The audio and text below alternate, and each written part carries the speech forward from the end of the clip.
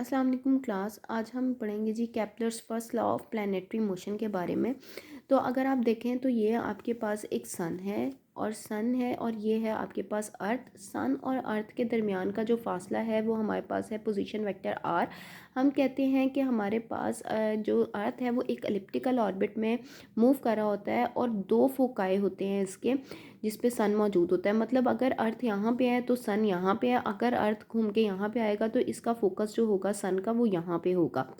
तो हम कहते हैं every planet moves in an elliptical orbit. Her planet जो है वो एलिप्टिकल ऑर्बिट में मूव कर रहा होता है around the sun being at one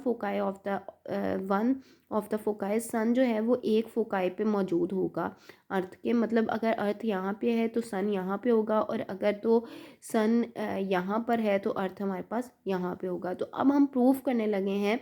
we know that the differential equation of the orbit is. हमने ये वाली डिफरेंशियल इक्वेशन जो है वो पिछले लेक्चर में निकाल ली हुई है, जो कि डिफरेंशियल इक्वेशन ऑफ ऑर्बिट है d square you over D theta square plus u is equal to minus m l square u square f one over u. इसको हमने इक्वेशन नंबर 1 कह दिया। ये हमने equation of orbit find out कर ली थी लास्ट लेक्चर में। अब हम कहते हैं कि हमें भी पता है कि जब सन और अर्थ की हम बात करते हैं तो इन दोनों के दरमियान जो है वो ग्रेविटेशनल फोर्स मौजूद होती है, जिसको हम एज अ सेंट्रल फोर्स लेते हैं कि दो अर्थ और सन के दरमियान जो है वो सेंट्रल फोर्स मौजूद होती है। तो हम यहाँ पर जब सेंट्रल फोर्स की बात करते हैं, ग्रेविटेशनल फोर्स की बात करते हैं, दो पार्टिकल्स के दरमियान के फोर्स की बात करते हैं, तो हम कहते हैं वहाँ पे इन्वर्स स्क्वायर लॉ लगता है। जैसे कि अगर हम ग्रेविटेशनल फोर्स की बात करें तो हम कहते हैं वो जब G m1 m2 over R square होता है। तो इसी तरह हमारे पास यहाँ पे जो है वो इन्वर्स स्क्वेयर लॉ लगता है। तो हम कहते हैं F of R is equal to minus K over R square. अब इसमें जो माइनस है वो हमारे पास as a attractive in nature की हम बात कर रहे हैं कि ये एक दूसरे के साथ फोर्स ऑफ अट्रैक्शन लगा रहे हैं एक दूसरे पे।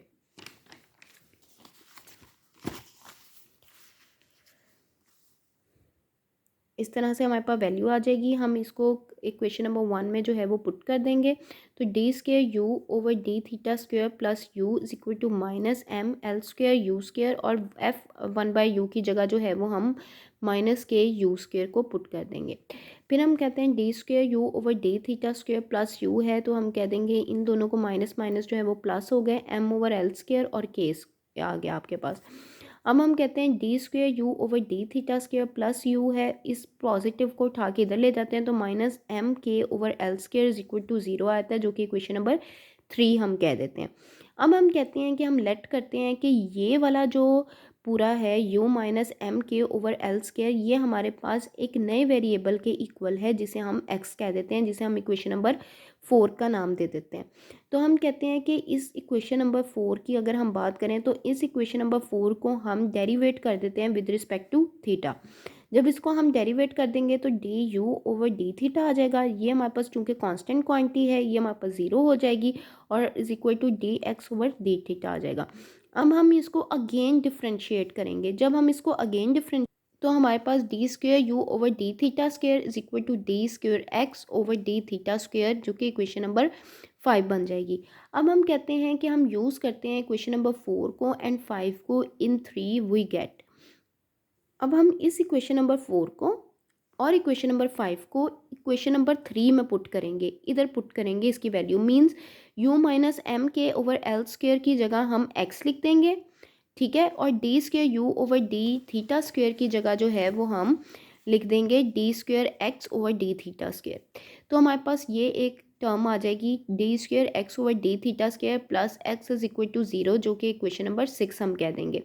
अब ये हम अगर आप देखें तो ये सेकेंड ऑर्डर डिफरेंशियल इक्वेशन है, और इसका अगर हम जनरल सोल्यूशन निकालें सेकेंड ऑर्डर डिफरेंशियल इक्वेशन का तो वो हमारे पास आता है x is equal to A cos theta minus theta dash, जिसे हम इक्वेशन नंबर 7 कह देते हैं।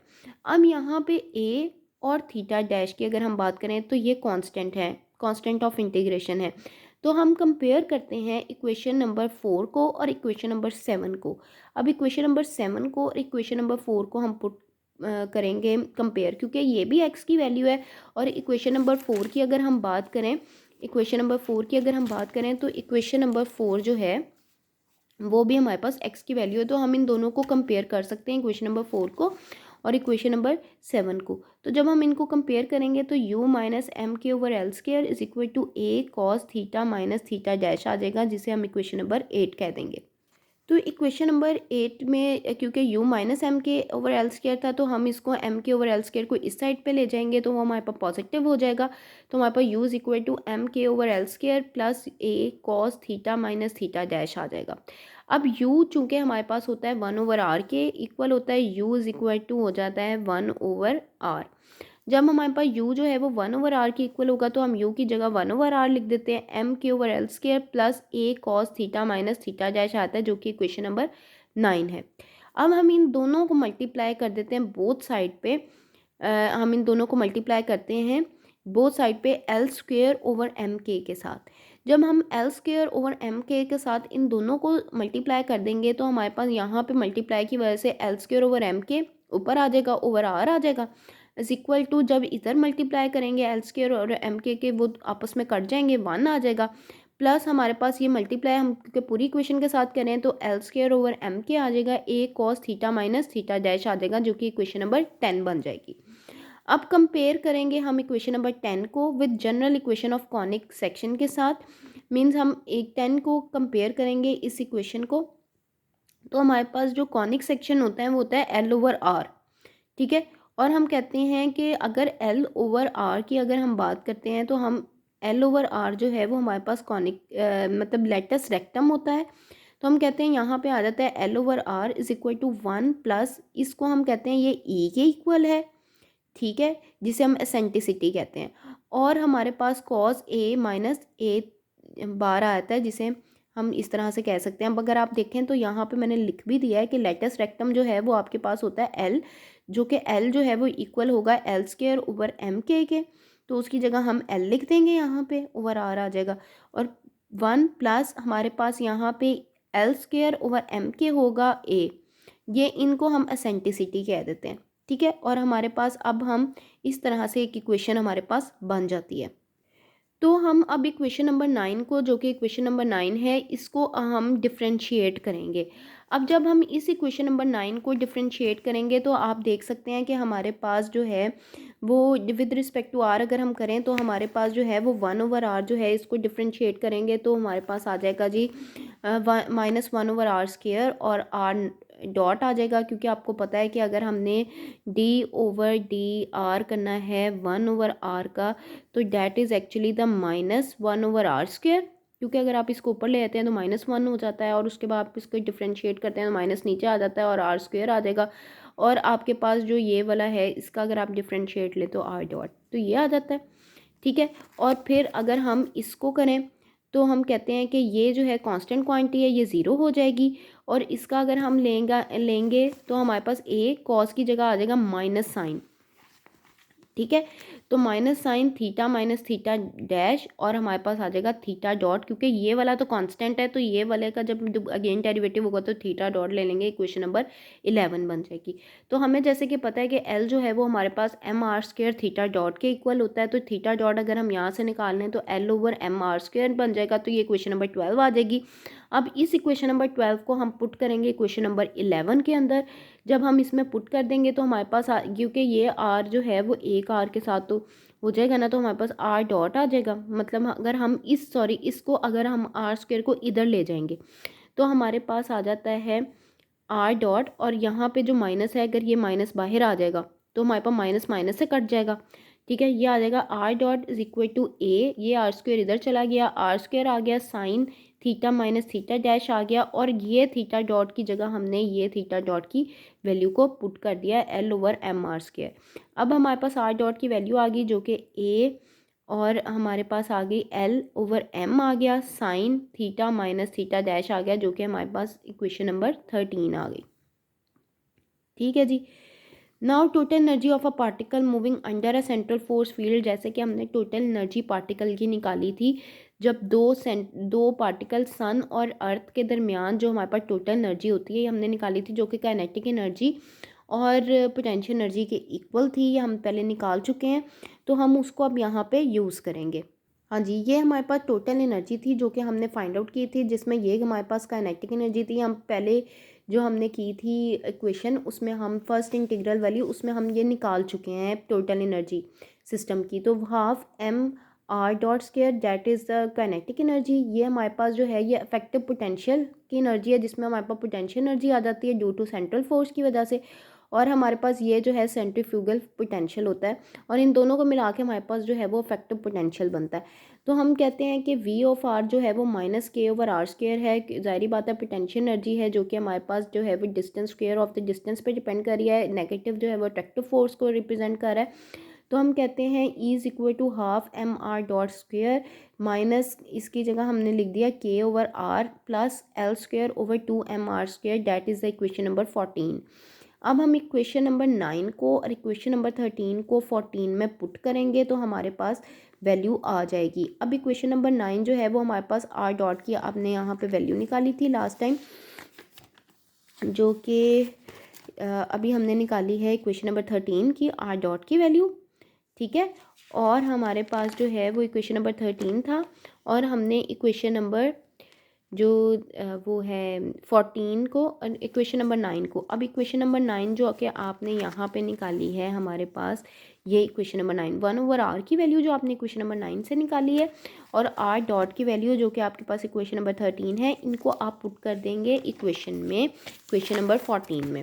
जब आप इसमें इक्वेशन में पुट करेंगे तो आपके पास आर डॉट की वैल्यू भी होगी, 1 ओवर आर की वैल्यू भी आ गई। आपने उन दोनों को पुट कर देना है। जब आप पुट करेंगे तो आपके पास ये वाली एक वैल्यू आ जाएगी, ठीक है। जब आपके पास ये वाली वैल्यू आ जाएगी तो आपने क्या करना है कि आपने ई जो है, जब आपने इसको सॉल्व करना है इस इक्वेशन को, ठीक है। जब आप इसको सॉल्व करेंगे तो आप देखेंगे इन दोनों को आप कॉमन ले लेंगे। कॉमन लेने के बाद साइन और कॉस को आप लेंगे। साइन और कॉस आपको पता है कि वो आपके पास 1 हो जाएगा। इसको आप सॉल्व करेंगे। जब आप सॉल्व करेंगे तो आपके पास ये वाली वैल्यू जो है वो आ जाएगी A square L square over 2m minus M के स्क्वायर और ओवर 2l स्क्वायर, ठीक है। अब आपने इस वाली इक्वेशन को उठा के इधर ले जाएंगे, इधर ले जाएंगे तो वो प्लस हो जाएगी ई प्लस एम के square over 2l square is equal to A square L square over 2m। अब ए स्क्वायर की जब आप यहाँ से वैल्यू निकालेंगे तो वो जाहिर बात है ये वाली जो है वो उधर चली जाएगी, तो हमारे पास आ जाएगा 2m ओवर एल स्क्वायर, अंदर आ जाएगा ई प्लस एम के स्क्वायर ओवर 2l स्क्वायर, ठीक है। अब ए स्क्वायर की वैल्यू जो है वो आपके पास 2 जो है वो 2 से कट जाएगा, ठीक है। और आपके पास जो है वो m ओवर एल स्क्वायर आ जाएगा मल्टीप्लाई बाय आपके पास, क्योंकि ये आपस में मल्टीप्लाई हो रही है ना, ये इसके साथ भी ये इसके साथ भी, तो अब आप मल्टीप्लाई कर लें दोनों को, ठीक है। या आप इस वैल्यू को जो है वो कॉमन लेके बाहर निकाल लें। इसको जब आप कॉमन लेके बाहर निकालेंगे, m के ओवर 2l स्क्वायर को कॉमन लेके बाहर निकाल लेंगे तो आपके पास 2 2 से कट जाएगा, ठीक है। आपके पास ई के नीचे जो है, क्योंकि आपने कॉमन इसको लिया तो ये ई के नीचे भी आ जाएगा डिवाइड में और प्लस 1 आ जाएगा। अब यहाँ पे ए स्क्वायर की वैल्यू निकलेगी जी 2m स्क्वायर के स्क्वायर ओवर एल का 4 मतलब L4 1 प्लस आपके पास आ जाएगा जी, ये इसको इधर ले जाएं ऊपर तो हमारे पास ये आ जाएगा 2l स्क्वायर ई ओवर एम के, ठीक है। ये ऊपर चला जाएगा ना 2l स्क्वायर, बेशक आप इस तरह ही लिख लें, बेशक आप इसको इधर लिख लें, 1 को इधर लिख लें। फिर आप क्या करते हैं, ए है इसका स्क्वायर रूट ले लेते हैं, यहाँ आपने स्क्वायर रूट ले लिया है इनका, ठीक है।